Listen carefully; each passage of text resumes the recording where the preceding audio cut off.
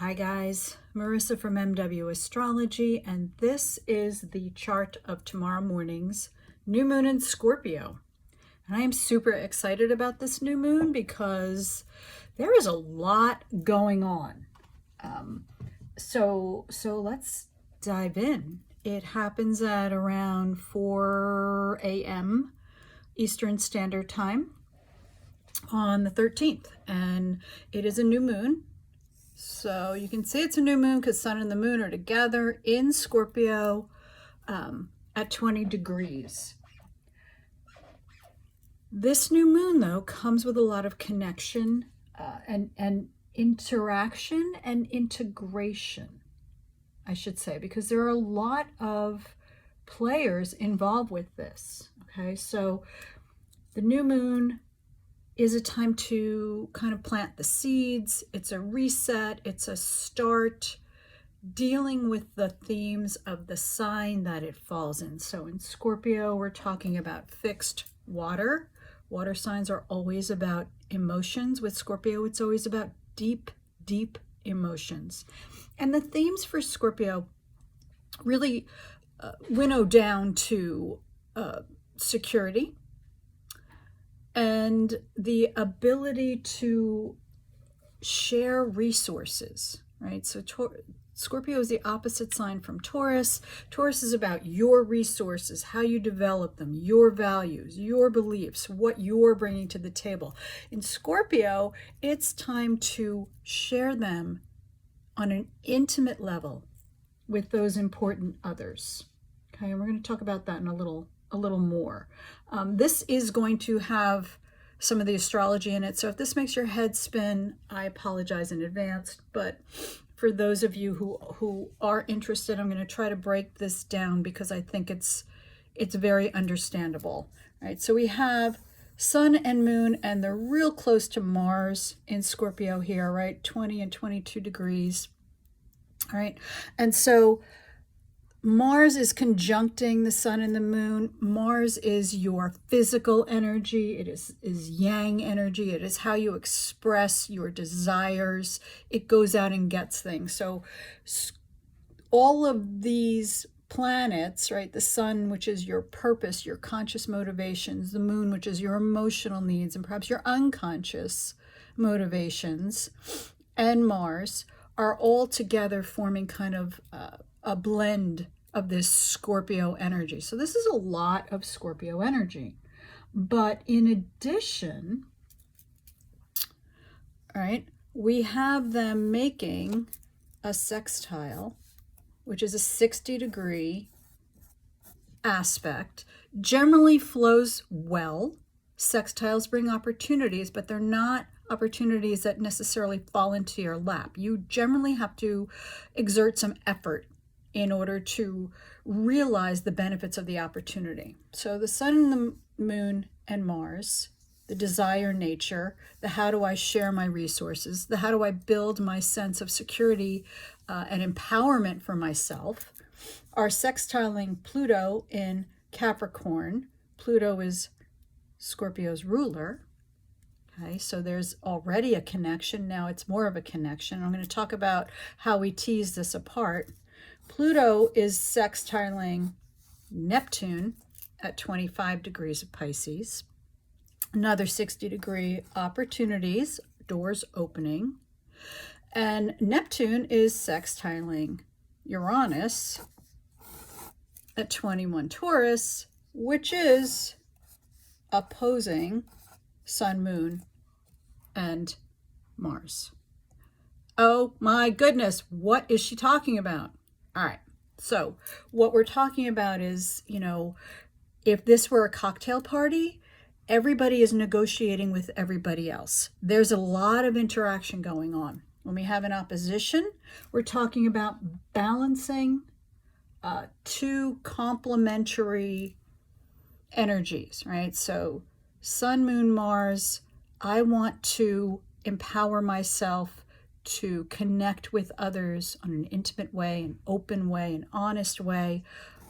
Uranus and Taurus, this guy has been taking his time moving through Taurus, and we've talked about this repeatedly, but it is about freedom, releasing those restrictions about maybe what I think I need in order to be comfortable, in order to express my values, because Taurus is also about values, in a very unique and authentic way, and letting go of those requirements that perhaps have been placed on us that we don't want anymore. Okay? Because even though we have all these players, Scorpio is the dominant sign. The sun and the moon are in Scorpio. So it's the overarching themes of Scorpio that are going to kind of turf out how these energies are expressed. Okay, so we want to clarify and demonstrate our values in unique ways that empower ourselves, right? So that's what this little opposition is doing. Yes, I need to be authentically me, but I also need connection. And I also need to feel the intimacy, expose myself completely to my important others, take that risk. And the only way I'm going to be able to really take that risk and open the doors that I want with these important people is if I have a good foundation of what's important to me and I'm not afraid of expressing it, of being seen as my most authentic self without a whole lot of restrictions on me, without a whole lot of, well, you should and you could, and be willing to get out of the comfort zone a little bit. You know, Taurus likes to be comfortable. Taurus does not move real fast, and Uranus has been transiting through Taurus since 2018, shaking it up a little bit. So there's that essence of, I need to let go of old programming. It's been moving through Taurus for a while now. We're kind of used to the message, and it's getting to the point where it's like, well, how long are we gonna ignore it? Right? So these sextiles with Pluto is in Capricorn. Pluto is transforming the foundations of our life, has been for a while, but it's finishing up its transit into Capricorn. So we see what's not working on a macro level, but also on a micro level. And it's being honest about what structures in your life are not serving you and need to be changed, period. What is not sustainable? What are those things that you're doing that are just not sustainable? And what are you being called towards? Where are there opportunities to begin to make those changes, as uncomfortable as they might be, but those changes that you know are almost, I don't want to say inevitable, but are in so much in your best interest, so validating. If you could just come into your own acceptance of your own power, okay, and anchor yourself in your values and your sense of worthiness. Neptune in Pisces is all about bringing your dreams into fruition. It's honoring your knowing. Right? Neptune in Pisces is a very artistic, creative, higher wisdom type of energy. And what it's saying is it's time to build your heaven on earth.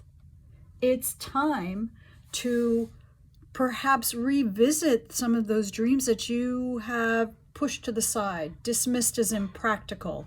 Perhaps you have let things just kind of linger on the vine, and yes, someday, if you're somedaying your dreams, this is the time now to take some steps to really lay some foundations, to explore alternatives, expand your viewpoint, to instead of hear the voice of the critic about all the why you can't do these things, how impractical they are, perhaps that voice is not so much to shrink you down and cause you to abandon your desires, but instead it's a way of making sure that you're looking at things in a practical way, that you're addressing in a realistic way how you can make this dream a reality, right?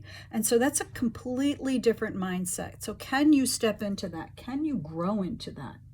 We need a change of approach.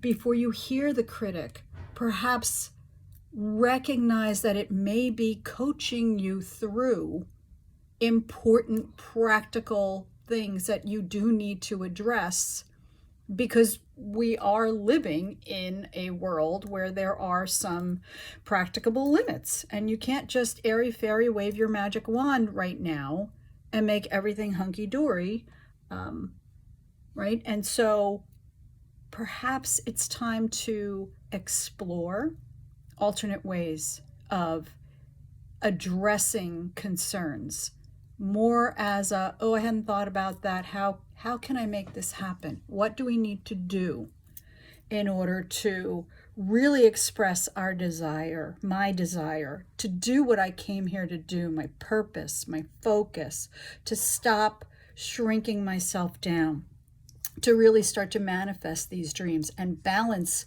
my authentic being, and start to form a community, start to share this dream with others in a way that would be practical, but also is going to serve the whole, the greater good, right? In Scorpio season, there is no sign more perceptive or transformative as Scorpio, right? Scorpio gets this kind of side eye, watch out for them, they can turn on you fast. And yes, sometimes that can be a lower energy expression. All signs have lower energy expressions. But Scorpio is transformation. One of its symbols, not just the scorpion, is the phoenix. It is rising from those ashes. It is creating something entirely new. It is about transformation. Right? And moving out of the tried and true, not necessarily abandoning all of it, but recognizing when it's time to move forward and build upon what you've already created, trusting in your knowing, trusting that you have what it takes. You wouldn't have been given the dream if you didn't have the ability to manifest it. So, build your capacity under this new moon. Explore your ability to really access your wisdom, access your heart's desire, and start to move towards it. You really don't have anything to lose. So enjoy this new moon, enjoy these opportunities. As I said, sextiles mean you got to take advantage of them. You got to actually do something. So take a risk, take a jump. You might be really, really happy that you did. And if nothing else, you're going to have a damn good story to tell. Take good care.